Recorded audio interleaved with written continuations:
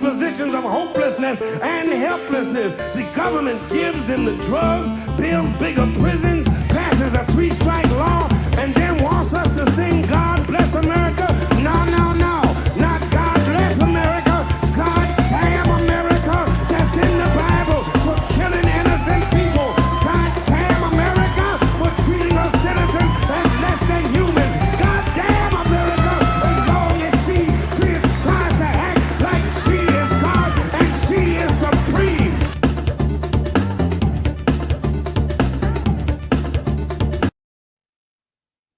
Anders J. Lee here. Welcome to Pod Damn America. I have a fill-in today. Our neurotypical host is absent, and we're joined by my fellow neurodivergent, in a way, Freddy G. Thank you. So happy to be here. I don't even know because now I heard Anders. This was Patreon or the autism pod you did, right? Uh-huh. And now I've been thinking like that autism, like I've been agreeing with everything you said on there. So now when everyone says they're autistic, I don't even know anymore. Yeah. I just know if everyone I know is autistic, I'm more autistic than them. But maybe none of us are, and there should be a better word for it. So I think there should be I'm not better than anybody. Yeah. I think there should be a whole better set of words. But yes, Jake is absent this week. He is I'll tell you what he's not doing, and this is not the reason for his absence, in case people are concerned. The flood in Texas did not swoop up Jake. He is a Texan by birth, but he's in Los Angeles doing a little staycation, let's say, and had me take the reins this week. There is a flood, though, happening in Texas. It's bad stuff. You hear about this? You hear about this flood? A little bit. 70 people. I'm very New York focused, so the weather's good here. I assume it's good everywhere. It's, floods can be fun if you got the right equipment, and they don't have it in Texas, unfortunately, at least this section, because they're blaming, I'm not making this up, they're blaming the meteorologists, the officials in Texas who are responsible for things like disaster relief, things that have been gutted, such as NOAA, which monitors weather patterns and can warn people about this stuff. They're saying it's a meteorologist's fault because they didn't tell them that it was going to be this rainy. They didn't know the flood was going to be this bad, so that's why they couldn't save these poor people's lives. But as we know, stuff is getting cut with the new Trump administration. And I think it's going to, obviously a lot's going to get worse with this big, beautiful bill, which correct me if I'm wrong, that's the actual name of the law that he signed, right? So I think Schumer was able to, he didn't affect the bill at all. He didn't shut down the government to make deals, but he did get the name changed. So it has a lamer name. I did also want to say about Texas and in general, predicting the weather is great. You need infrastructure. So I say build the seawall. Okay, when I was in Vancouver, they have a seawall in case of flooding. We need to build seawalls everywhere. I'm not an engineer, but more walls that will prevent flooding. If they're not called seawalls, if they're called levees, I don't even know how the difference, but build the walls to protect us from the water. That's what I want to do. We should have one in New York. Let the immigrants in, keep the water out, as I always say. Yeah. But that's such a quintessential Democrat thing to get them to change the name, because this is going to be a deeply unpopular bill. So the more things get blamed on the big, beautiful bill, the funnier it's going to be and the more embarrassing it's going to be for the Republicans that they passed this terrible thing that has that name on it. I'm concerned personally. I'm sure many of our listeners, probably most of our listeners, are concerned about their healthcare, their health insurance after this thing has passed. I might have to stop riding a bike. I'm considering that if I'm going to have to pay out of the nose for healthcare. Are you a Medicaid guy? Are you on Medicaid? I'm right on the edge. I have a bronze plan, so I don't know how that affects me. But it's not looking good. I think we're going to go back to potentially the pre-Obamacare status quo in which just tons of people didn't have any health insurance and they just raw dogged life, as it were. They chanced it. There's probably going to be a lot more of that. I'm hoping, though, this is my best hope with this particular bill, is that Trump, Democrats are famous for now, he's coming up with these little cringe expressions and trying to make them happen, and they don't happen. But one of them is taco. Trump always chickens out. It's an acronym for that. I get it. It's lame. You should be more forceful. You should be prioritizing things other than renaming stuff. But it's kind of true. Like, he has chickened out on a lot of stuff. He modifies, goes back and he tries to play it off like it's a negotiating tactic. But with this, I think he genuinely doesn't know what he signed. And I think that's true of most of what he does. He doesn't actually know he doesn't read the fine print, obviously. And he has like a hermetically sealed mind. So when the media say to him, hey, your bill is going to do X, Y, and Z, he'll just say that's fake news. That's a lie. And he actually believes it. And so if it comes to his attention that, oh, they were right, you actually cut Medicaid for all these millions of people, then maybe he'll be like, oh, let's just undo that. And because the Republican Party has been totally Trumpified, they'll go along with it. I don't know. I could see that. Yeah, he's not in details because he knows he has to pass a big tax cut. It's a big, beautiful tax cut. And unlike the 2017 bill, they're actually offset. They're increasing the deficit, all that, of course, but they're offsetting it by cutting Medicaid and SNAP. SNAP's a big deal, but the first healthcare that anyone needs is a steady supply of food. So cutting that is a big problem. Well, even before that, you need clean water, and I'm sure our crumbling infrastructure is not good for that.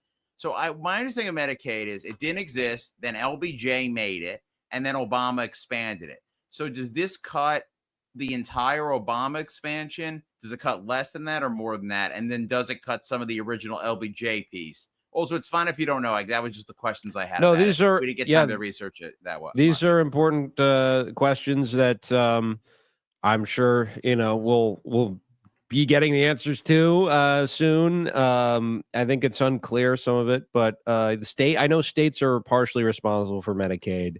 So even if all the federal funding is cut, the states still are able to pull into it. Cuomo infamously was trying to cut Medicaid during the height of the COVID pandemic. He's running for mayor still, technically. He's on the ballot right here in New York, where there has been a big dust-up this weekend about the nominee, Zohran Mamdani's ethnic background and self-identity. I thought this was a joke at first, and it's kind of amazing that it actually the discourse is still going on this smear. Essentially, the New York Times acquired, through a hacker who is against affirmative action, the application sent by a 17-year-old Zohran Mamdani to apply to Columbia, where his dad was teaching at the time. And he didn't get in, but the New York Times deemed it newsworthy to publish a story about the fact that on his application, little Zohran selected multiple boxes, one being Asian, the other being African American. And this was an article that actually was published, in case people are living better lives and not knee deep in this weird stuff. But I was going to say, it's been a slow news week. This felt like, I don't think this is going to impact voters. I mean, I don't speak for, obviously couldn't speak less for black voters, but it feels a little too dorky and weird gray areas. And also, he didn't get into the school. Like it felt like something for people to argue this week, which was July 4th week. So it was a slow news week. And, there's nothing more American than being kind of racist in some weird way against Zohran.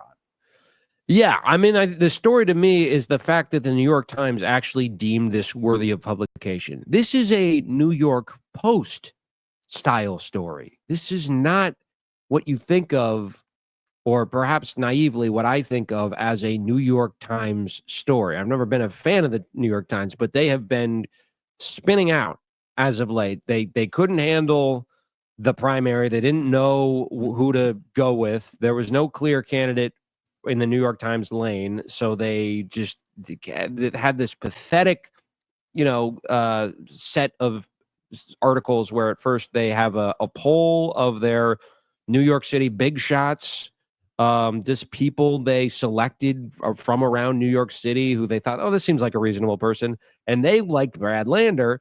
And then seemed like, oh, well, Ezra Klein, he wrote this puff piece about Brad Lander. Maybe they're a Lander paper now. And they couldn't even commit to that. They're like, no, we don't like any of the candidates, but you should vote for Cuomo, is essentially what they said. And then he gets creamed, and now they're just trying to dredge up this pathetic stuff about Zohran. And the editor responsible for this ridiculous hit piece takes to Twitter and says, we believe Mr. Mamdani's thinking and decision-making laid out in his words was newsworthy and in line with our mission to help readers better know and understand top candidates for major offices, which is like, why is this newsworthy? The most annoying part of this discourse to me is all the people who are like, well, yeah, this is a stupid story and they shouldn't have reported it. But all the people defending Zohran must admit that they are wrong and that it's actually dishonest to identify as African American if you're in his position. Just trying to have it both ways and have like iconoclastic takes about it, which is just so obnoxious. We don't know what was in his head unless you have a time machine that can also read minds. There's no way we can know what his exact intentions were. And if that was part of them, this will help me get into this school. That doesn't then make it an invalid selection, right? It will probably would help him get into the school if he marks Asian. He is technically Asian. A lot of people see him and don't think of that as Asian, right? So it's this whole layer of discourse surrounding people's connotations, the connotations people have with African American or Asian, and he has a history of identifying as African. Even before this, this came out today. His father wrote about how when Zohran was a kid, he used to say in class, "I'm not." They would be asked, "Are you Indian? Who's an Indian in this class?" And kids would raise their hands. Zohran wouldn't, and later he would say, "I identify as African," because he lived in Uganda when he was little. And there's like little details about, there's details about this that just like it doesn't matter. And the fact that this is even a subject of discourse is pathetic for the political class, which includes now Eric Adams, who is tweeting out this AI animation of a tan guy who I guess is supposed to look like Zohran, but looks a lot of these. I don't know. You're more of an authority on this. A lot of these portraits and pictures and things of Zohran that are made by AI, they make him look Jewish. Is that fair to say? He does look a little Semitic. I mean, he always. Oh, yeah. Actually, no, he's not. Yeah. It's confusing, a little confusing for me because I got my buddy. We do our show with Sharif, who kind of looks like Zohran, but he's Palestinian. So like a lot of people from different parts of Asia look similar. You know, Zohran's South Asian, Sharif's West Asian or Middle Eastern, whatever, and then it goes all the way east. Yeah, so he does. He kind of looks like Hank Scorpio from The Simpsons in this picture, but with just a little bit oliver skin, like he looks like Italian Hank Scorpio in this AI photo. And yeah, to me, whichever campaign is using AI photos is going to lose. I hope. Yeah, and that's what I remember having this realization when Kamala was running. I was like, because I thought she was going to win in like October 2024. I thought Kamala was going to get it over the edge, but I remember thinking like, this is the worst potentially winning campaign I've ever seen. And I had that same thought about Cuomo. And then I was like, wait, well, that, by the pattern, he's probably not going to win because he's running such a bad campaign that I don't know if he used AI, but he used ChatGPT, which is AI, to write his policy platforms. And then you've Eric Adams now using AI and accusing him of Zohran of being fraudulent. and Rich as a party, who's now, I guess, freelancing on behalf of this dormant Cuomo campaign, or I guess it still technically exists. But the question is he actually going to do what he, I mean, is he going to, is he going to just run for mayor of New York City from Westchester? Or is he going to run a non-campaign? Essentially, whatever happens, it's probably not going to be too different from what he did in the primary, which was not campaign at all, almost. So like whether he's, I mean, they keep asking, is he going to run? Is he not going to run? Him running doesn't look like him running, Andrew Cuomo does not know how to run for office when he's not already in government. Like he's out of his depth on this stuff. But he has this Goomba, Rich as a party, yelling about Zohran Mamdani after the primary is over. And he says, Mamdani, his proposals, his funding, and his background received absolutely no scrutiny from the press. This issue must be fully investigated because if true, it could be fraud and just the tip of the iceberg. Fraud. That's what they're raising. This is fraudulent. You should be tried before a court of law is what they're trying to suggest. And then you have Jim Walden, who's an independent. I think there's going to be a lot of dark money behind this guy because he is of the rogues gallery that is running against Mamdani right now. He is the most normal of them. He's probably the most appealing to just like a centrist older New Yorker. He's like he worked for Obama and is like a Zionist, and he calls Mamdani's campaign the most poorly vetted campaign in history, which is just like bizarre. That they're suggesting the press didn't scrutinize Zohran's campaign. Like, what world are you living in? They're talking about like he's the only candidate who's asked like repeatedly if he's going to visit Israel or not, even when that wasn't the initial question. Ironically, you were going to say something? Oh, yeah. Okay. Yeah. I think Jim Walden is going to be the Whitney Tilson of the race, where he's going to be campaigning. Just don't vote for Zohran. I think Cuomo in the general is stronger than Adams. Even if Cuomo could just sleep it, go to Europe for a month. But Adams, people know Adams is currently mayor and they don't like him, so they want to vote for somebody else. So I think Cuomo might still be stronger than Adams. I believe he's leading in some polls. But yeah, in the primary, Cuomo, I don't know, people are probably not big horse racing fans. There's some horses that need to lead the whole race. They start out fast and they just win. And if they get caught up to, they lose. And that was Cuomo's strategy. And then Zohran caught up to him. And it was like, well, it still seems close in the polls, but then it wasn't even close. Yeah. But yeah, Cuomo, I just see Cuomo as a strong candidate than Adams. And I'm worried right now because when you look at the polls, maybe the polls aren't accurate. I hope they're not. But Cuomo plus Adams is ahead of Zohran. And I think voters will eventually be strategic and they'll combine to one of them. And I could see Adams being bribed to drop out for Cuomo or possibly the other way. So it is a little scary, but yeah, I mean, I'm still feeling very strong with Zohran, but he's going to have to work hard just like he did in the primary to get a similar result where he maybe does better than the polls. Yeah, that scenario is being raised now by real legend of New York politics, real thundering speaker, charismatic figure, David Patterson, who is calling for some consolidation to happen. You were here when he was the governor. You remember? Oh, yeah, I do have a David Patterson. Yeah. Oh, yeah? It was, yeah. Or just in general, it was weird. It's Elliot Spitzer left, and it's like, oh, who's this guy? The people don't know who the lieutenant governor was. And then last time someone left, it was Hochul, and Hochul's kind of boring. But Patterson's like, oh, he's their first black governor, and he's blind. And then also, like, he's fucking and getting in trouble and maybe corrupt. So that's the thing. So Cuomo, every election Cuomo won, he was an incumbent, obviously, except for the first time. The first time he ran, I believe, was 2010. And Patterson was kind of corrupt. And then Obama told Patterson to get out of the way for Cuomo. And then Cuomo won the nomination. And at that point, a Democrat was going to win New York. So Cuomo had a pretty easy race because it was like, he's better than David Patterson. So yeah, the only guy who's worse than David Patterson than Cuomo is David Patterson. Yeah, and he's coming in the race. He might also be old by this point. Well, he seemed like he was a full-grown man when he was governor, and now that was about 20 years ago.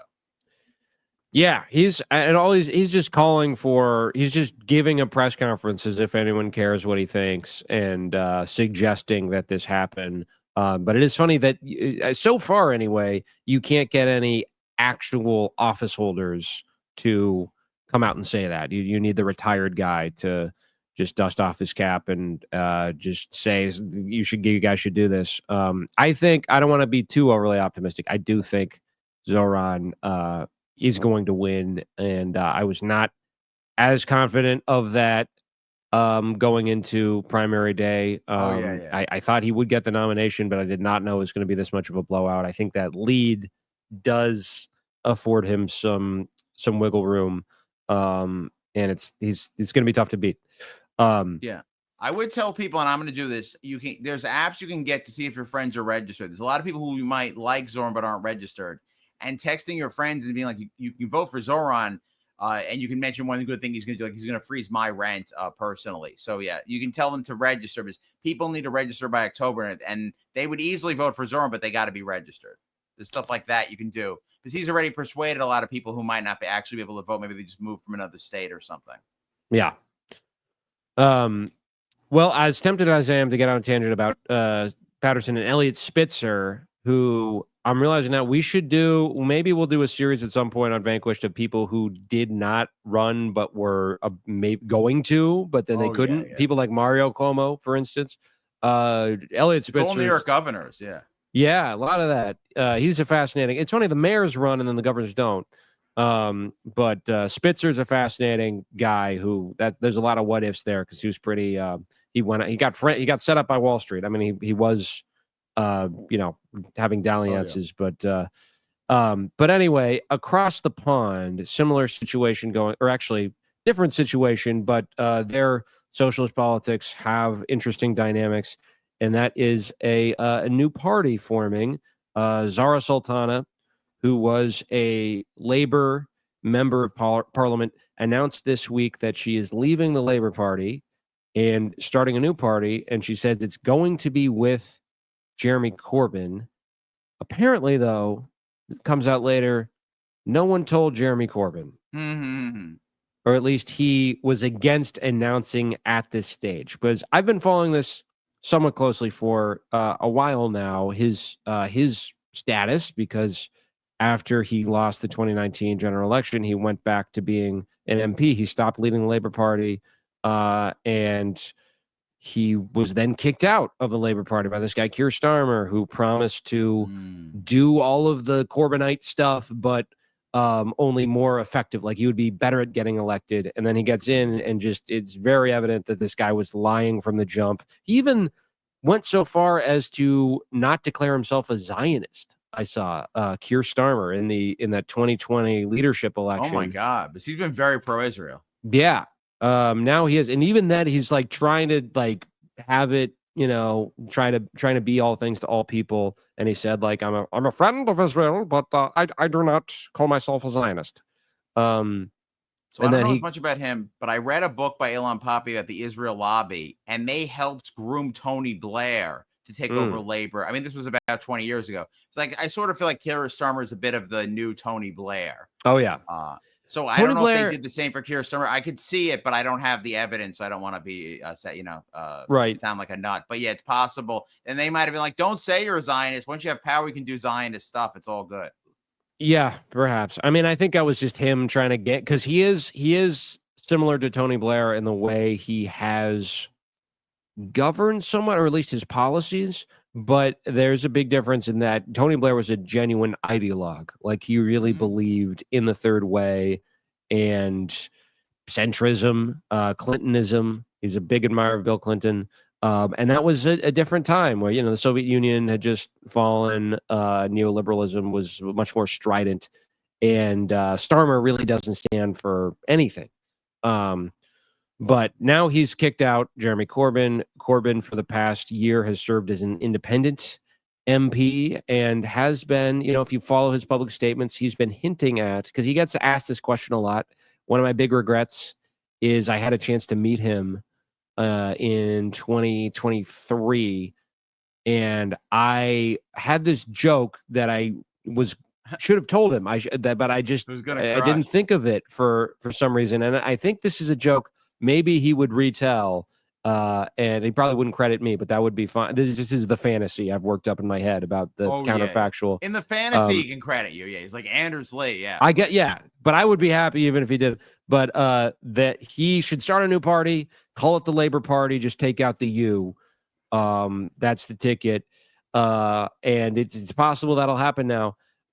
Because he's been asked this over and over and over again, and he gets annoyed by the question. But if an interviewer talks to him about it long enough, he will say, and he has said for a year or so now or longer, that inevitably, if you do what he wants to do and starts, organizing independent of the Labor Party, getting involved in local governments and thinking about that stuff and strategizing around parliamentary socialism, inevitably a party will come.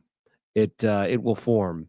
But he wants to do it in a very methodical kind of maybe Gramscian way, slowly. Mm-hmm. And Sultana wants, it wasn't happening soon enough. So she, despite his protestations and despite his wife apparently saying, we can't do this now, you have to wait, she went for it and she just announced the formation of a new party. We don't know the name. We don't know any of the details. We don't know who's going to lead it. There's been talk of a co-leadership, which would be very difficult to navigate. I think Corbyn has said that that's not a good idea. I think a great leader would be Andrew Feinstein, who's a South African who lived under apartheid and came to the United Kingdom. Also a Jewish guy who has run directly against Keir Starmer and did it as an independent, because that's kind of the precursor to this party. Is there is now in the UK Parliament a group, I forget the exact number, of independent MPs who were by and large elected because of the Palestine issue, by pro-Palestine voters, which that is now, it's kind of a new thing, but that is more and more of a constituency around the Western world now. So that's Corbyn and a bunch of guys who don't look too much like Jeremy Corbyn, but you had Feinstein running as part of this kind of movement. If he led that party, and this is the thing I always think about comparing the UK and the US, kind of the awkward, cynical truth is they definitely would have undermined Bernie Sanders. They could have snuffed him out even sooner, perhaps, if he wasn't Jewish. And this is maybe cynical on my part, but I think that smear doesn't work so well if you're using it against Bernie Sanders. And it was very effective against Jeremy Corbyn. Not just from the Israel lobby, by the way. There are a lot of other power centers in the United Kingdom that were threatened by a Corbyn government, and so they just called him anti-Semitic, so he wouldn't, mess with. He wouldn't re-nationalize the railways or things like that. Oh man, that'd be so nice. Yeah. Oh, that's a beautiful. I remember they wanted to do that. Yeah, I think Eugene Debs wanted to do that. I remember we were talking about, or William Jennings Bryant might have been on board, or he wasn't on board. We talked about it in a maybe a lost episode deep on our Patreon and on The Vanquished. But yeah, now just nationalizing the railroad, that kind of stuff makes me so happy. Just good transit. Yeah, please nationalize the railroads, the pools, the beach. Oh, nationalize the beaches. Yeah. I want some scheme where everyone gets to go to the beach for a weekend. Sorry, I've gone on a tangent, but let everyone have a train to the beach. We get one free train ride to the beach, and you get to stay at the beach for a week. Everyone gets 1 week at the beach. I think we got enough beach space to do it. We can do it. We got a lot of beaches in this country. Yeah, and on the United Kingdom, it's like a island. So that could happen. Yeah. Even better. Yeah, even better. Not all the beaches are great in the summer, because it's not really summer for like Ireland and Scotland and places, but I'm gonna go refight the 100-Year War, conquer France, then do the beach. You get to go to the beach in France. We're gonna bring back. We might have to conquer France to get enough beaches for England, but in America we got plenty of beaches because we already did that. We conquered Mexico and took a lot of their beaches. But so this party, we don't know what the name is yet. There is a Green Party in the UK that is sort of radical liberal, as it were, and they have a lot of similar positions to Corbyn. So ideally, they could find some way to join forces, but it's not clear how that's going to happen. And yeah, it's not clear who's going to lead it. One thing I will say, and I saw Aaron Bastani make this point, it really does not bode well for this new party that apparently will be formed, that the announcement of it was overshadowed by reporting and leaked texts that Corbyn is furious about her going ahead and announcing without him. That doesn't. Oh, I got an Office reference. Yeah. Well, that's the Sure. first one I made an Office reference. So yeah, Jim season 9. I watched all the Office, rewatch it now. I love all the seasons. I'm an Office guy.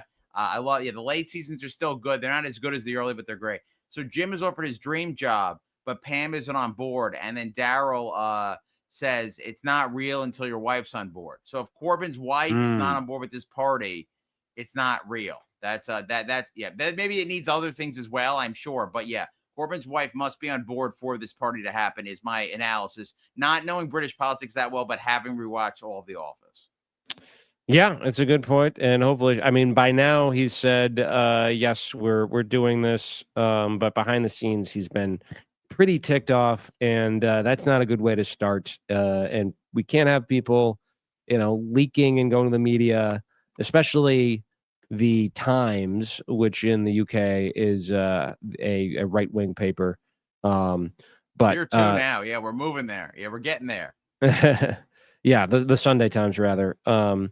But that's in the UK. We'll be monitoring that quite closely because it gives me some hope. Right, I'm happy about them breaking with the Labour Party. That's something that maybe will happen here one day. We're not there yet, but in Philadelphia there is another note of hope, and that is the sanitation workers are on strike right now as we're recording, and they warned they were going to do this 4th of July weekend unless they got a deal. They didn't get a deal. Little background from Labor Notes. Back in June of 2020, there were a few hundred sanitation workers and members of DC 33 is the union, and they had a rally demanding hazard pay and more PPE, which was a big issue at the time. I'm sure people remember. And this was a sign that they were underpaid and that their work is dangerous and that they understand that. And they're aware of this, that the city depends on them. So give us a bigger piece of the pie. And they've sacrificed a lot in the ensuing 5 years. The average salary for a sanitation worker is $46,000 a year. Workers. Whoa, yeah, that's an important job. Yeah, it's an important job, and they also have to live in the city of Philadelphia. That's an interesting philosophical question, if you will, about public employees. Should you have to live in the city that you work for? I tend to for whatever reason, I like the idea of the public employees living in the city. However, it's increasingly expensive in Philadelphia. So if you're making $46,000 a year and you have to find an apartment in Philadelphia, that's a lot to ask, right? Like if you're going to pay us that shitty, at least let us find a cheap place in like a working class suburb, which is not allowed right now.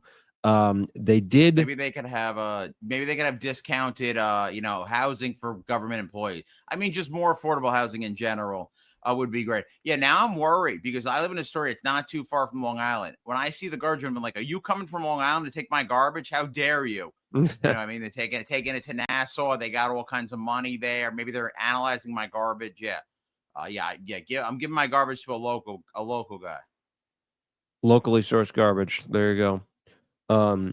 But the city of Philadelphia opened the negotiation by offering a 2% annual raise which would have amounted to an extra $925 per year, which is not much. The city says what cities say, and they say, we don't have enough money.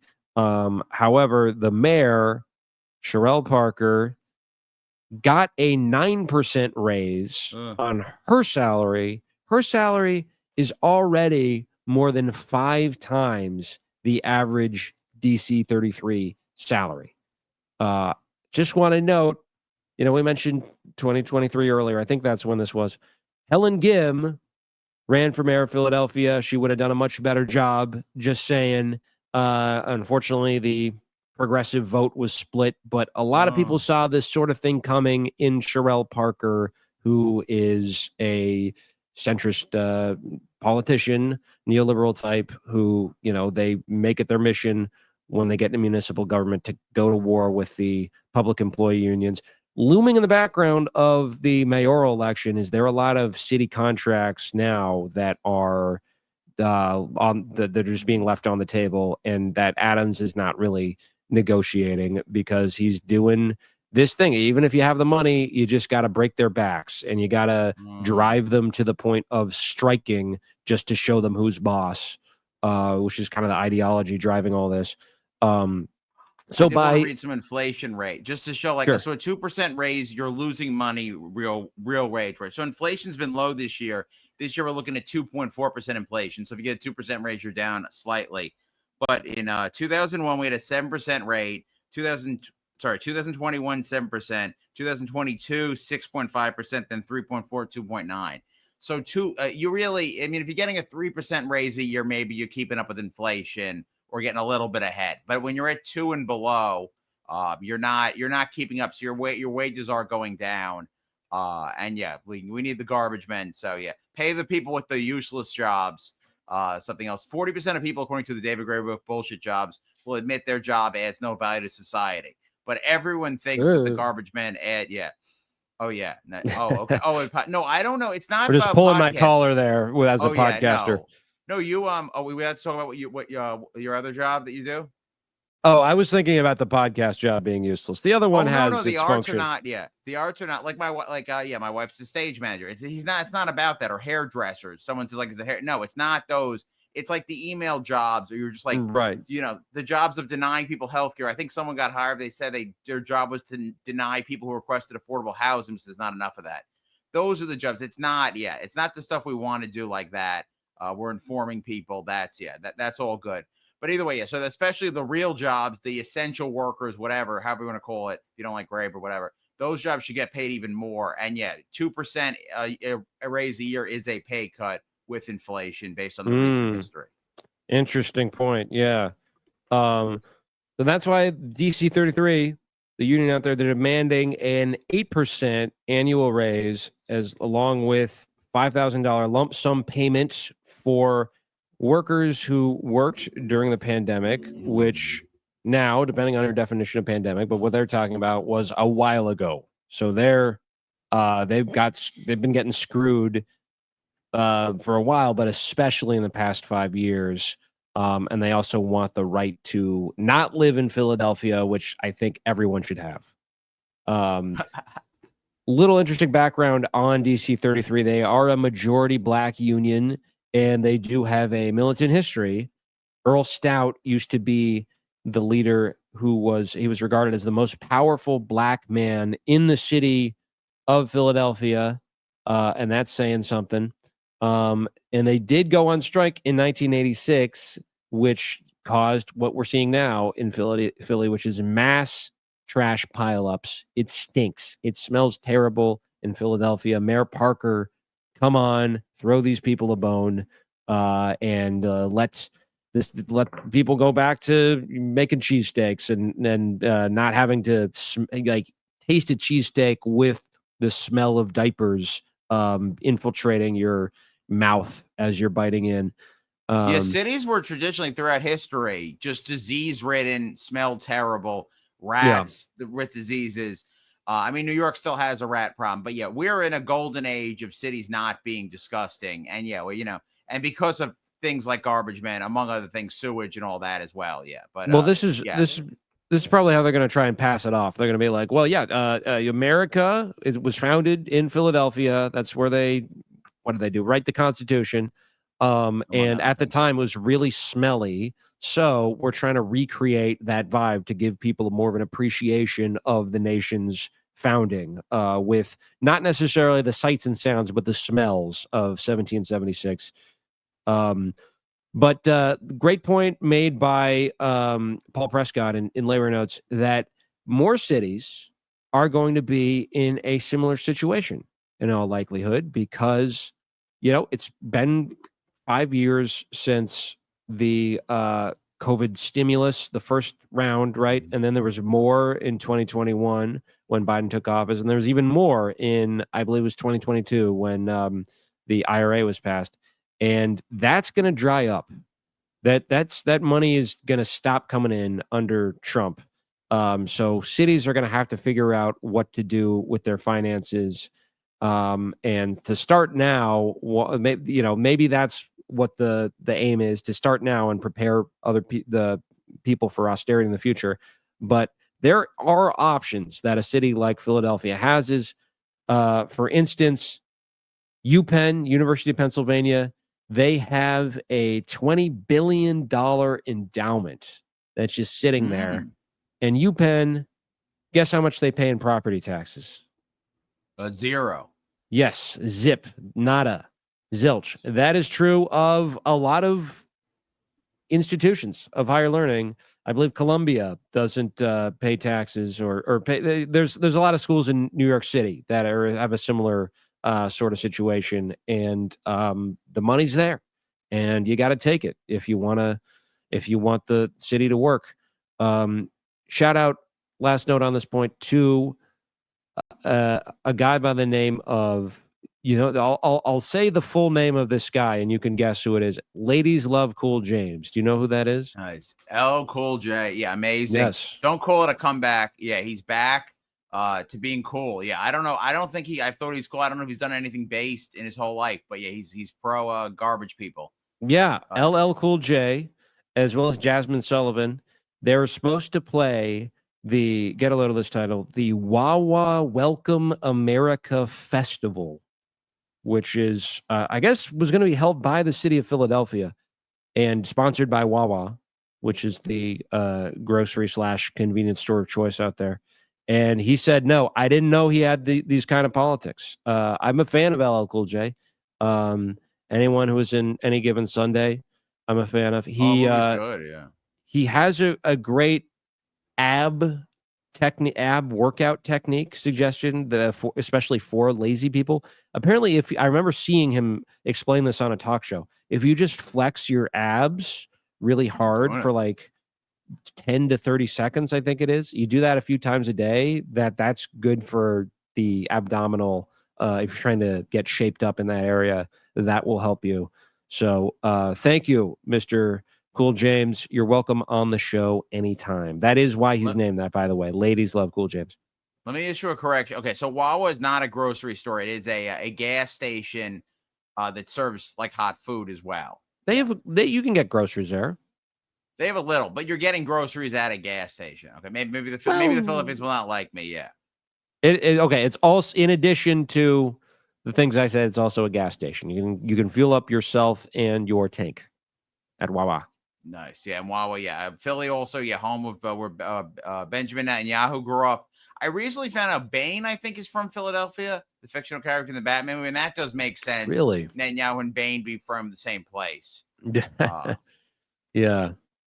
You know what I'm thinking of it? Yeah, I'm thinking of it as a grocery store because when I've been there, it's to get a little snack or beverage.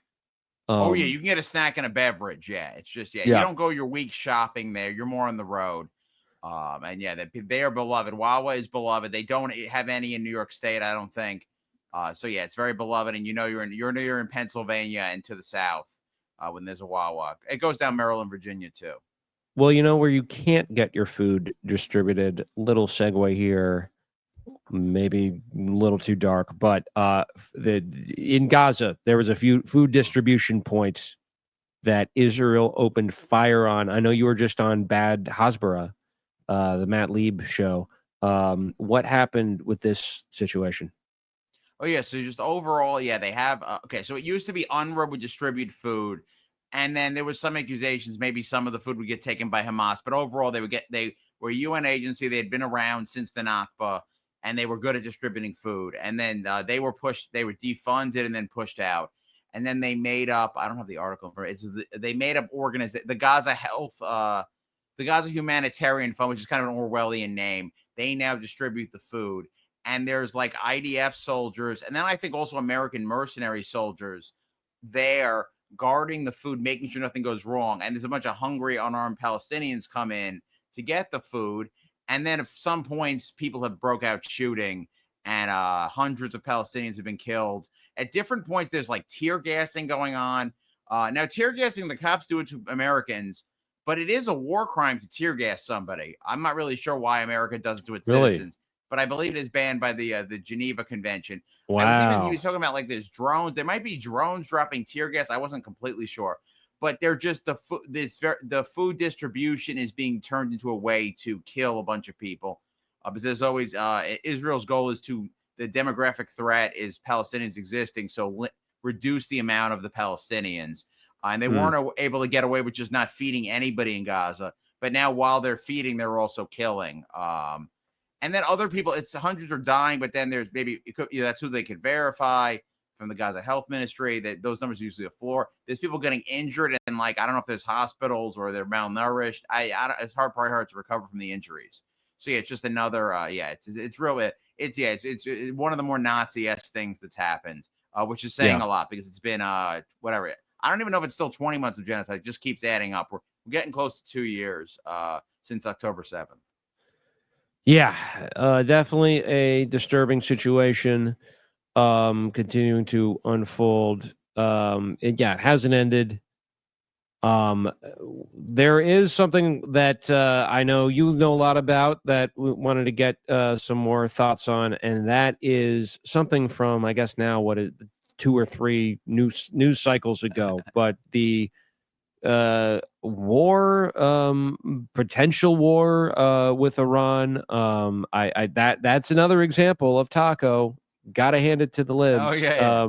Trump, did this strike, and then they got into this existential question of, well, what is war? I don't know if they brought in Baudrillard to kind of settle it, but this goes back a while, right? The conflict, which really started, and we got drawn into it kind of because of Israel's bad relationship with Iran. Obviously, there's a ton of history that goes back a long time, but I guess in the modern era, how did that sort of begin? Why did they become baddies with each other? Yeah, it's obviously it's post-Iranian Revolution. Before that, there was even talk that maybe Iran would be, because it was the American ally, would help broker peace. But that definitely never happened. There was obviously peace between. So yeah, after 79, Egypt and Israel have peace. So Egypt then has no threats because it's not surrounded by enemies. Its biggest enemy has been neutralized. They've never gone to war since then. So Egypt is then beginning the period of offensive wars. So you need boogeymens for offensive wars. There's the PLO. They're in Lebanon. There's a lot of stuff going on with Lebanon. And the leader then was the previous generation or two earlier is Netanyahu, Menachem Begin. He makes the peace, and then he starts offensive wars. They're attacking Lebanon. And then Iraq, Saddam Hussein in Iraq is thinking about getting nukes, and they bomb Iraq's nuclear facilities, and Iraq never gets nukes. We pretend that they're about to get them in 2003, but I don't really think they ever rebuild. And then that's the thing that they've been horny for, Israel, to do that again to Iran. Netanyahu wants to be the Menachem Begin of getting the nukes out of Iran. And Iran is obviously an American enemy. Post the hostages and the Iranian Revolution and the Islamic government takes over. And there is more. So there is Iran's the enemy, but Iran is America's enemy. Israel's a little more focused in Iraq. Then there's the Iraq-Iran war, and the quote, I think it's from Blowback. They said, I don't know who actually said it, but Blowback is where I heard it. They wanted both sides to lose. So then Iraq and Iran both get weakened by that. Then Iraq becomes our enemy during the Gulf War times. Iraq's fighting Israel. And just showing like Iraq was basically what we're trying to make Iran into now, because Iraq was eventually neutralized. But in the 90s, there's talk of, because Iran is trying to be a little bit more on our side in the 90s. They get a more moderate president. But there's a policy called dual containment. We have to contain both Iraq and Iran. And that's very hardly pushed by the Israel lobby. Now, Iraq and Iran were never on the same. We're containing two sides. We're kind of being against two sides who are against each other. Right. They had a really bloody war in the absolutely, 80s, right? Yeah. Yeah. So then the dual containment, and then a New York senator, Alphonse D'Amato, who wasn't Jewish, who was very pro-Israel, they start doing sanctions on Iran to help, and Libya also, just not putting out the oil as much. Not letting companies develop the oil, and also sanctioning certain things that are going to the people. So we've been sanctioning Iran since then. I think even since then, that's around when Netanyahu was coming to power, talk of Iran getting a nuke. And a big thing in the American government is like, well, why is the American government listening to Israel? And I think it's a lot. We have the military industrial complex. We want to be empire. We need enemies. We want to dominate the Middle East for oil. But also the Israel lobby has a lot of control in our government, because if when you're running for Congress, governor, senator, whatever, you need to decide if you're with the AIPAC, with the Israel lobby. And if you're with them, they certify you kosher. They tell you what to say on all these Israel things. Most of these people probably don't care about Israel that much. They care about other issues. Like you're a New Mexico senator. Why do you care about Israel? So AIPAC Sand. Yeah. Both sandy places. I like sand. Exactly. So they certify you kosher. They tell you what to say in Israel. And if you're certified, then a bunch of Jewish people will give you money for your campaign. But if you're not, or if you ever go against them, they can give a lot of money to your challenger. So it's not only like that they're bribing you or that they're funding your campaign. They're funding it to an extent, but some people aren't that well funded. There's one guy, there's a joke, the AIPAC trucker, he gets like $8 or whatever. But if they go against you, they will spend a lot of money. And it's been good. And that same issue has been going on a very long time. Recently, Jamal Bowman and Cori Bush lost to well-funded AIPAC challengers. And Zohran didn't lose, but they spent a lot of money. They sent a flyer to my house in Hebrew, trying to invoke all kinds of biblical stuff against him. Yeah, I made a TikTok about it. Yeah, there's like the "Don't stand in the blood of my brother," and it goes back to some kind of Bible phrase. Wow. Yeah, and of course, Zohran represents nonviolence, but it was all So there's. They have a lot of money to spend. So that's why, and they have to approve. It's a lot. They have a lot of control over Congress. I think governor's races too. I was even looking. We've never had a Muslim senator. So we have a few Muslim Congress people right now who are in the squad. Not all of the squad is Muslim, but a couple of them are. Ilhan Omar and Rashida Tlaib are probably some other ones. I haven't verified everyone's religion. Not that I should be doing that, but whatever. But anyhow, yeah. So they're very much because the Muslim people are less likely to work with them in the government. So there's a lot of them. They just either they'll fund you or they can fund your challenger, and they can kind of veto politicians. And it also same thing with when the president's picking their cabinet or their staff, they could veto those. Now, if what they wanted you to do contradicted American empire and would lose money for the military industrial complex, then they'd get pushback. But it helps that it mostly dovetails. Some they do butt heads with the oil lobby. But yeah, they're definitely not saying America, get rid of your empire so Israel can have the empire. So people be like, well, it's the military industrial complex. It's not Israel controlling us. And it's well, Israel's pushing us and the military industrial complex. I think it's both things are pushing together, but you can't discount Israel just because there's very clear evidence of Israel, having control over people because of the money. And even people, everyone will put out a similar statement on an issue. You can tell they kind of just got the talking points from AIPAC. AIPAC once said, I can get, hundreds of congressmen to sign this napkin if I want. And I think the AIPAC tracker has 218 is a majority in the House, but I think about 318, something like that, congressmen take money from AIPAC. So they have a very strong influence in Congress. And if it's something that affects Israel and doesn't really hurt the American empire, they're going to get their way on that. Any thoughts on that? And then I can get a little bit more back on the Iran history. Well, yeah, it's interesting that I'm still thinking about how funny it is in retrospect. They were trying to spin Iraq and Iran as allies, and then eventually North Korea got thrown in there somehow when they were at war with each other. And like that was still a rumor back then that the Iran had nuclear weapons or was developing nuclear weapons. They were trying to it seems like they were trying to go back and forth and test which one sold more. I guess the Saddam had more salience to him as like a big baddie. So they went with Iraq. But I saw recently there was an article in the New York Times from the mid 90s saying that Iran was developing a nuclear weapon, and turned out there wasn't really much to it. But the person who wrote the article was Chris Hedges, who believe it or not is not always right about everything, despite being my former colleague. We were never on air together or anything, but a former RT America host. But yeah, it's funny how that this sort of this picking and choosing about which country to demonize and suggest has this nuclear threat after the Cold War is done. But from what I understand, the sanctions in the mid 90s to stop U.S. companies from developing in the Middle East, they had a rule about Iran, and even Dick Cheney thought this was a stupid rule, right? Oh, yes. Yeah, he's at Halliburton. So it loses Halliburton. Halliburton is oh, right. That makes sense. That makes sense. Yeah. Or oil services. I don't know that Halliburton was the one drilling for the oil, but they were just when oil's being drilled, they're like getting money for stuff. And then they also move into the business of so he was more he was a little bit more pragmatic when he wasn't in government. But then when he's in the government. The thing with Iraq is they both didn't do well in the war, in that Iran-Iraq war, but when the Cold War was ending, then Iraq, there was a way Bush was able to let Saddam think that it was going to be okay to go to Kuwait, and then he goes to Kuwait, and then we declare war, and then he becomes an enemy. And Iran never gotten into a situation like that.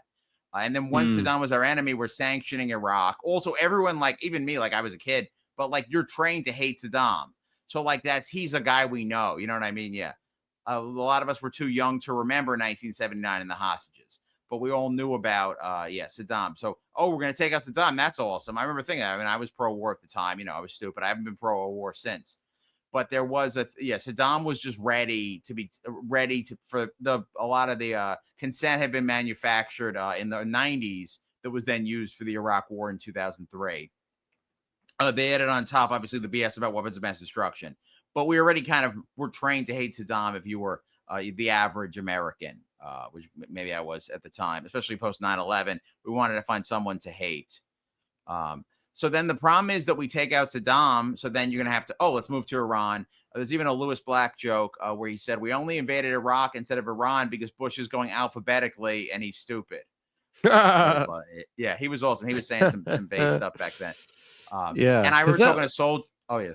Was that was the plan, the Project for a New American Century. They were like, Iraq first, then Iran, then North Korea. We're just going to wage this just centuries long war, a crusade against these. There's no real the cohesive ideology between these different countries.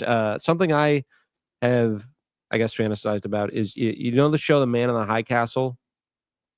You've told me about it because it relates to that FDR's VP guy that we may eventually do an episode of The Vanquished on. Yeah. Oh, that's Gardner. right. Yeah. So everything I know about it is mostly either from the disturbing ads and stuff you've told me on podcasts. Go ahead.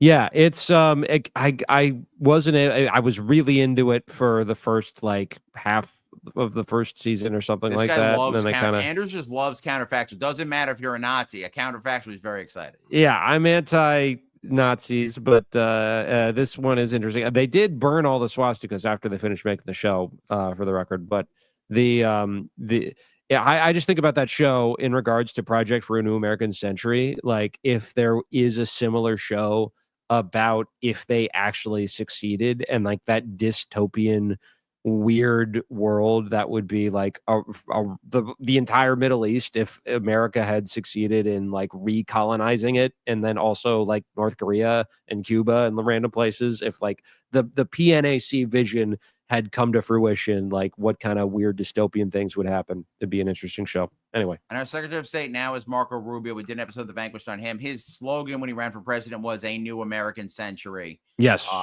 And I mean, Syria, Assad falling seems kind of an American victory in that in the Middle East. Yeah, I haven't honestly. I've not followed closely what's going on in Iraq. I just know it's definitely bad.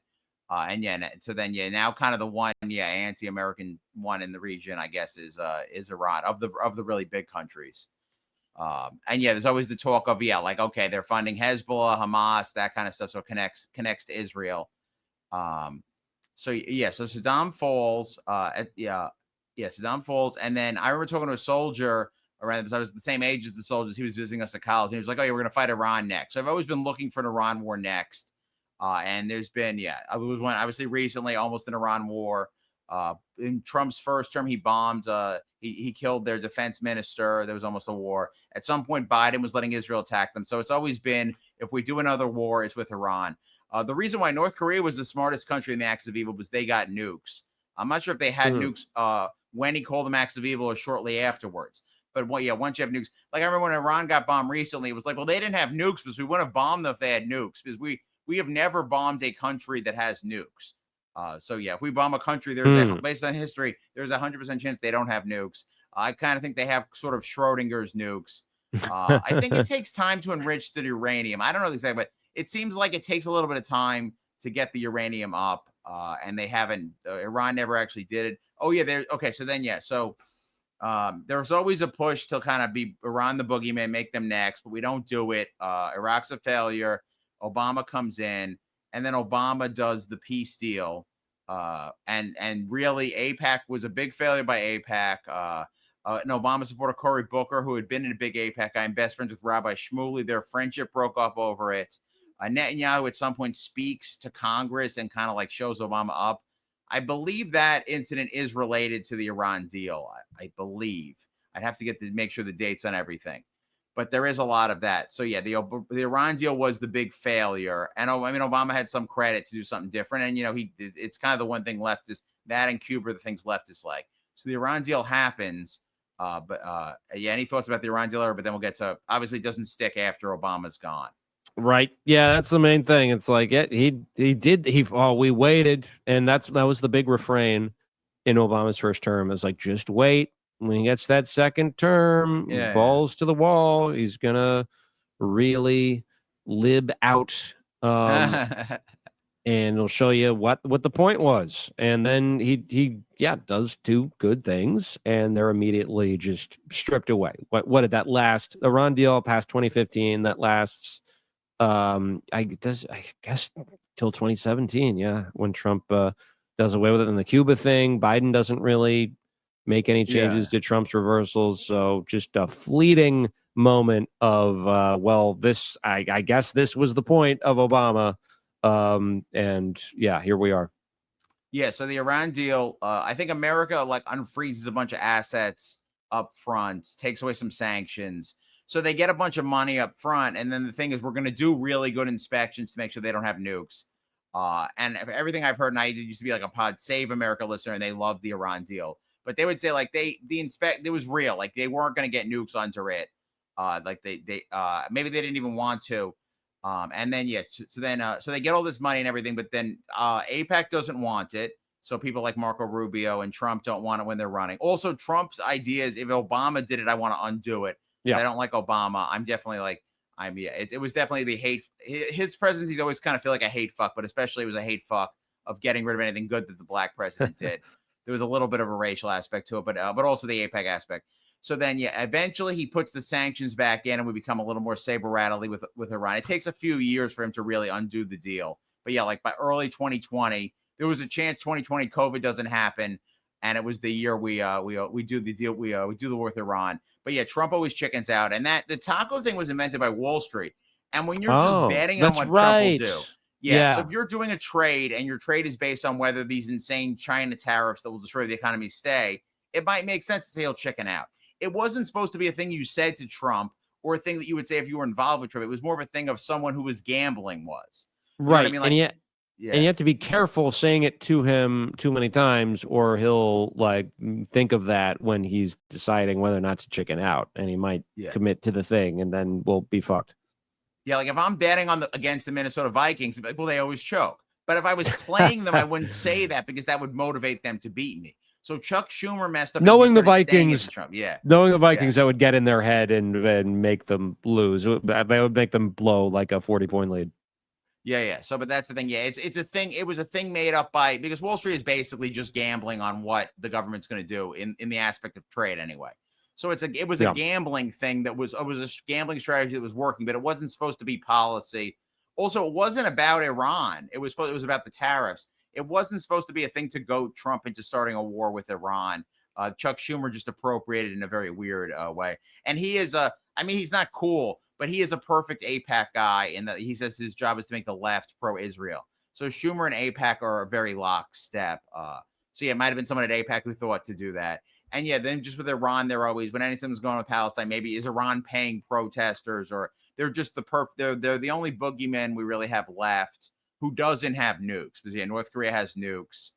I guess Hamas is a boogeyman, or the Houthis in Yemen, but these are not even really full armies. Houthis are a little bit bigger, but Iran is a country that we can hate that doesn't have nukes. And very valuable. Honestly, we can't take them out because we need them to be that country that we hate that doesn't have nukes. Because we're losing them. We're losing boogeymen.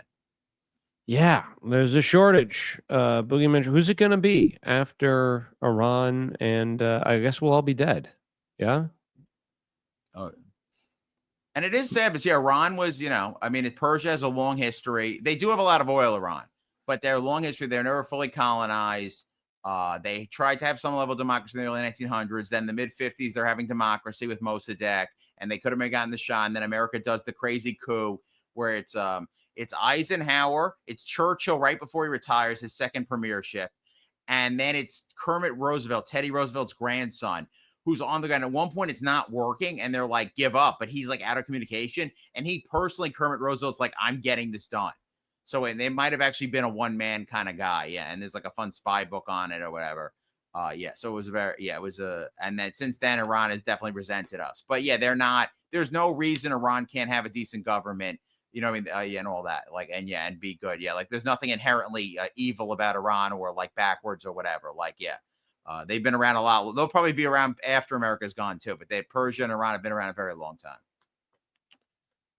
Yeah. And hopefully they are not incinerated by nukes from US or Israel. One thing I have read about this sort of conflict between Israel and Iran is that the proximity of the two countries to each other means that if Israel were to launch a nuke at Iran, it would actually be really bad for Israel. It would have environmental impacts.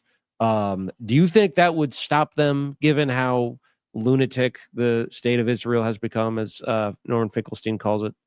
They have the Samson doctrine. So, like, if Israel was gonna if you were like Zionism is ending in Israel, then they would push the button to nuke. That's the Samson. I mean, that's a thing. That's a real thing. Yeah. No. Yeah. Oh yeah. I'm not making up. Yeah, oh my things God. That sound anti-Semitic. Yeah. And because Samson, he's fighting the Philistines. And they've captured him, and then his hair grows back because they cut his hair off because a woman got him to cut his hair off. It's a little sexist, the story, whatever. And then he destroys the temple and kills himself, but he also kills a bunch of Philistines. Oh yeah. Also, just to be very clear, these stories, there's no evidence of any of them. This is just historical fiction. That you're telling me that this didn't actually happen? Yeah. There's no evidence that it did, but the doctrine is based on this historical fiction character. Yeah, I mean, you could have you could have a doctrine like based on Star Wars. You could have the Darth Vader doctrine where like, yeah, you die, but you kill the bad force. But it's real in the sense that they actually in Israel, the Israeli government actually has this policy. I believe it's real. My God. Double check the sources. They do deny they have nukes. Yeah, Israel's against all the rules. You're not allowed to secretly have nukes. Now, Hiroshima and Nagasaki, that was primitive nukes. Like those were like two of the first nukes ever developed. You know what I mean? You watch the Oppenheimer movie. Nukes have evolved a lot since. So like nukes might be less localized than they were. I don't know if they have more tactical nukes. I guess And it's why are complicated, but yeah, the nukes have gotten stronger. We're much stronger nukes than we had in 1945 in August. why do they have this kind of like don't ask, don't tell policy about their nukes? Or I mean, it seems like they want people to think they have nukes, but why is it a secret? They're very Israel's very tough negotiators, and they why admit it if you don't have to. Now, the U.S. didn't help them develop nukes. France was helping them back when Ben Gurion was running the country, and then was that Okay. Suez Canal War. I think we vaguely mentioned in the previous episode I was on, where then America and Russia actually didn't like that Israel, France, and England were fighting Egypt over the Suez Canal. But Israel was helping them with the Suez Canal, and then they were helping Israel develop it. And then I think I'm not sure when Israel developed it, but I think it might have been a little after 1967. And by then they were an American ally. And why admit it if you don't have to? And also by then the Israel lobby had gotten spun up. And also, yeah, Nixon. But then Nixon and Kissinger around. Nixon and Kissinger are definitely not people like, oh, tell us you have nukes. You know, they would love a secret nuke. Nixon and Kissinger. And yeah, they've just, I think they don't admit it because they don't have to. And it might be, I mean, advantageous. Yeah, you could, they might have aspects of their program that are better in some ways because they don't have to talk about it. Yeah, I don't know. Like, I don't know about America and China's nuclear program. Do we have to reveal everything we have? Yeah, I mean, Well, we admit to it, but I guess it seems like a very American thing to brag about having nukes and like, play with them, toss them around, yeah.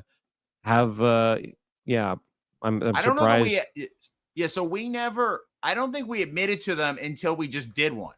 Like, it's like, well, we dropped the nuke on you. Because we're the only people. That's why. Okay. That's why everyone knows America has them because we used them. That makes sense. And then we told people that Russia had them. I'm not sure how people found out that China had them. I mean, China might have wanted to say.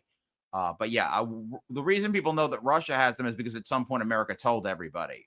Well, yeah, the missile gap in the 50s, which Kennedy ran on for president in 1960. He was like, we got to meet Russia with the missile gap. We got to have more missiles than them. They got more than us. That was like the common wisdom.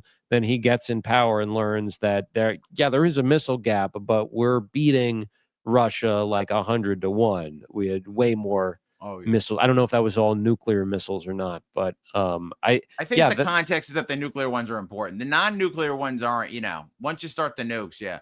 Oh, but yeah, right. That was the thing. Yeah. The 1960 election, that's the thing we learned in the bank was like a lot of these close elections were just stolen. The 1960, there's shadiness in Texas and Illinois.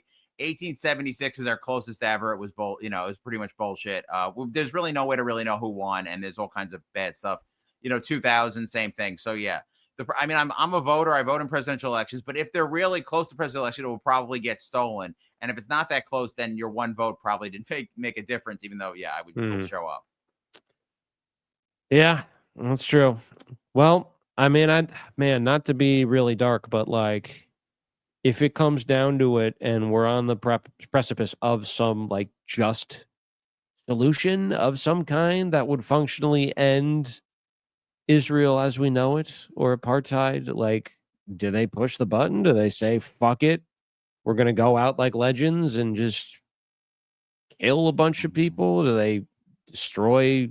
Are they that crazy to just like nuke the country itself, their own country? Or would they lob them at Iran to like distract? I mean, this is getting way ahead of ourselves, but like, is that an actual obstacle to some kind of like settlement to the human rights crisis and in Gaza and Palestine, giving Palestinians human rights? Is this something we have to actually consider that they'll do? What I might do is, I would maybe just pay off the leaders. I'd be like, you leaders, we're going to treat you real well. You guys are going to get to go in exile. But I don't want the same people exiling. The goal is not for a war to kick out all the Jewish Israelis or for obviously what's going on to the Palestinians.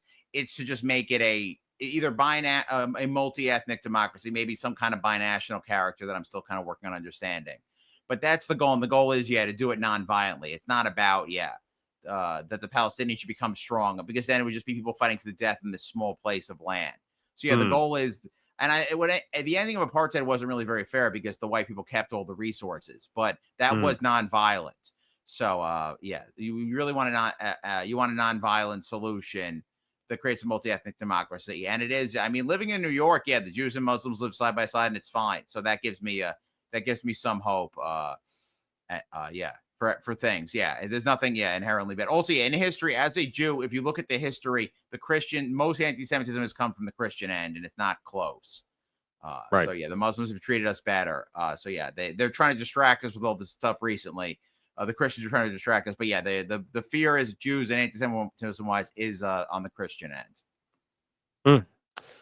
Well, thank you for elucidating this situation and this history about the two of the I countries going at it. They seem to not get along. Iran, Iraq, Israel, Iran, Ireland, Israel. There's always every I country seems to Iceland. We'll figure out if Iceland's has a beef. The kind of neutral one. I believe Iceland is independent. Yeah, for a long time they were a colony of Denmark. Yeah, Iceland is just great. The one part with Iceland, I think it's too expensive to go to. But yeah, Iceland, everyone just kind of likes Iceland. Yeah. Seems like but they got a good movie. Reykjavik 101 is a pretty good movie about living in their capital city, Reykjavik. But yeah, thank you again, Fred. Obviously, check out The Vanquished. We got some Mike Bloomberg content up there. Anything else you'd like to share? Oh, yeah. So we've got, So New York now has a commie corridor. That's where Zohran did well. The north end is Astoria. The south end is Bushwick. They're not connected by train very well. But they should be. They will be, perhaps, in the second term of Zohran Mamdani. Absolutely, yeah. In the second term, it's good. Until then, though, we have comedy shows in both the north and the south now. Because we have one near where Andrews lives in Bushwick at Silo, June 11th, which is July Friday. 11th, yeah. July 11th, sorry, yeah. And it's not in the past, it's in the future. And then July 17th, we got a QED. So whichever half of the comic corridor you live near, you can go to one. Hopefully we're going to have one in Queens monthly. We've been monthly in Brooklyn for a while. But we have our second one in Queens, and that's very exciting. At Pay Protest Comedy. And yeah, it always goes to a good cause to help the DSA create more Zohrans. That's right. Keep that in mind when you come on out. I am at Andersley here on social media. Yeah, that's all I have to plug for this week. I might be going on a little family health sabbatical for a little bit, but I will talk to you all soon. Thank you so much for listening. Check out our Patreon, patreon.com/PodDamnAmerica, where we have a lot of great episodes, including one we just did about the 2004 film A Day Without a Mexican. Oh, I loved it. Yeah. Have you seen the movie? I haven't seen the movie. I liked the pod. Yeah. There's some good stuff in the video. You learn about how the autism label might not be right. He did one on Cuomo. Yeah. You guys, if your Patreon subs or sub, go listen to that Cuomo. Everything bad about Cuomo, Anders knew in March. All I had to do was listen to that and we were able to do a Cuomo roast. So yeah, there's a lot of good Cuomo dirt. Yeah. No matter how much bad you know about Cuomo, there's always some more. Yeah. Thank you for the plug on that. We barely scratched this. I mean, frankly, I kind of hope he does run a full-fledged campaign so we can keep talking about what a terrible governor and person he is, because there's way more out there. But yeah, and Day Without a Mexican, we talk about the movie, but we also talk about the mid-2000s immigration pro-immigrant movement, which is really fascinating too. All right, I guess that's it. Thank you all, folks. I did want to mention this real quick. The Times, apparently this came out as we're recording the breaking news. Yeah, the New York Times didn't want to get scooped by Chris Rufo, who was about to publish this African-American story. And so they wanted to get ahead of him. Also, as it turns out, the most woke candidate on this issue, the most woke opponent of Zohran, is Curtis Sliwa, who says, who gives a crap? This has nothing to do with anything regarding being the mayor. So Sliwa's not a politician. I mean, I don't like him. He's kind of a fake, whatever, media darling. But he's never held political office, so he might know that this is some dumb political thing. Right. And he's not gonna waste his time on it. He probably will end up endorsing Adams, though, which is a problem. But hopefully all three of them, and they start fighting each other, and Jim gets involved too, and whatever. We'll see. Yeah. Apparently, too, his ex is married to David Patterson. So if there's something going on there, I don't know if that's incentive to push him out or favoritism towards Sliwa, but we shall see. Freddie G, thank you again. Thank you all for listening. It's